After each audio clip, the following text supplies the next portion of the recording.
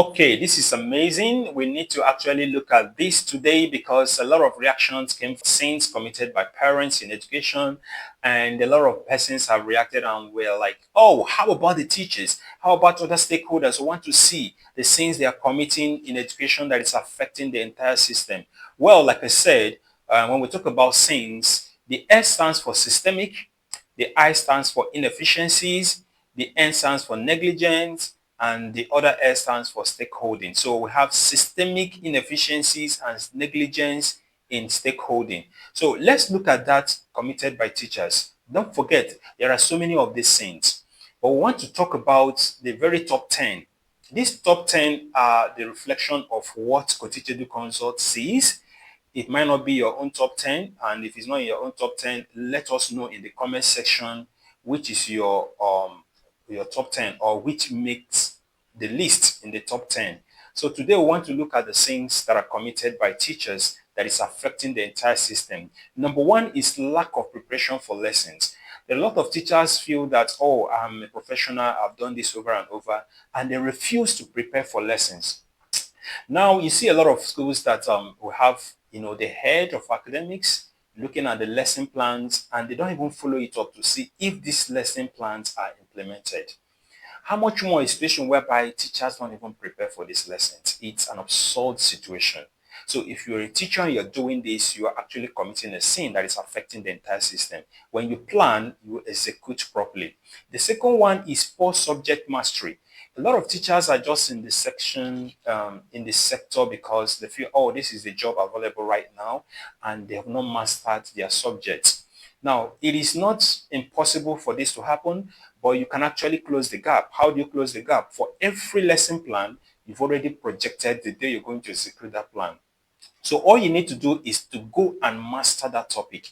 Go and master that subject which you have been assigned to take. So when you master it, you deliver it in a very different way that will not only leave the children knowing it, but also understanding it. Remember, don't forget, remember that the goal is for them to understand, not just to know. Okay. Now, the third one is favoritism among students or pupils.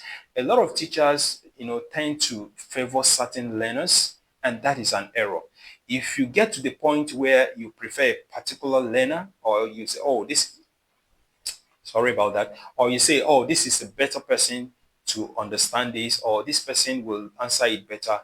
Anytime that creeps in, you need to watch it. You're actually committing a sin because in every sector, it is those that don't know that actually need to know. So you need to, you know, distribute your impartation for every learner in that class. And as a master in the field, as a professional teacher, you need to know what works best for each learner. That is very important. If you're not doing that, you're committing a sin. Now, the fourth one is ineffective classroom management. I tell teachers that anytime I hear your voice from outside the class, when I mean hear your voice, probably you're screaming.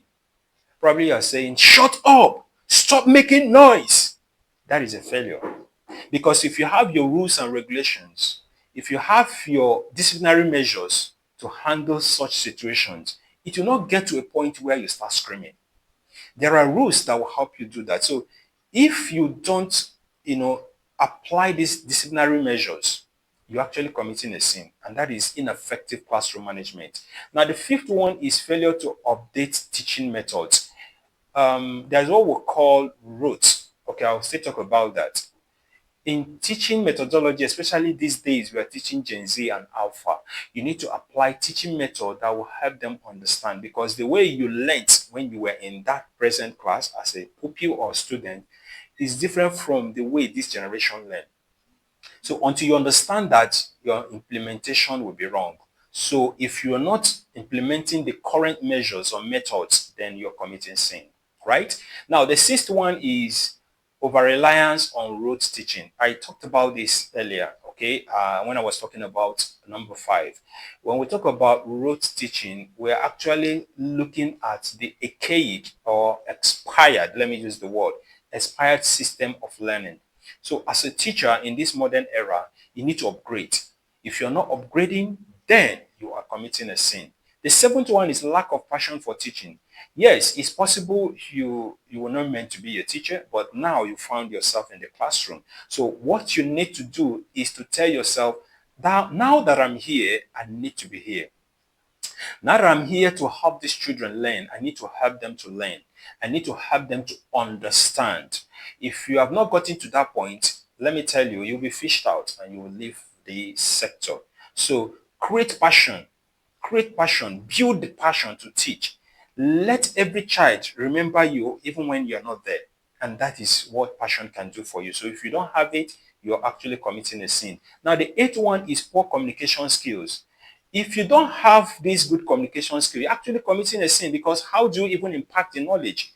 You need to create a forum where the children can easily understand you, where you can also understand them. If you don't have that, you are actually losing out and you need to brace up. Okay. Now, the ninth one is ignoring struggling students. I see a situation whereby some teachers will say, oh, this one is coconut head. Oh, this one is, they give them different names which are not even allowed in the system. So negativities and use of negative words, or placing these children in the wrong side of the line, is absolutely not acceptable. It's actually one of the worst things you can commit in education. So help these children who are struggling to be on the track. If it means going out your way to give them extra few minutes, go ahead and do that. That tells that you're a good teacher. Now, the 10th one, which is humiliating or discouraging learners. This is another dimension that we call, grievous sin. It's one of the systemic inefficiencies and negligence in stakeholding as regards teachers. How can you humiliate children before their very class, before their very classmates, before the assembly? Yes, there are ways to control these things or to curtail them or to discipline these children, but there are some levels you don't need to get to. When you do that, you're actually committing a sin. So, looking at this top 10 for Co-Teach Edu Consult, if it doesn't make your top 10, drop in the comment section. Let's know which of the sins that are committed by teachers that is not mentioned.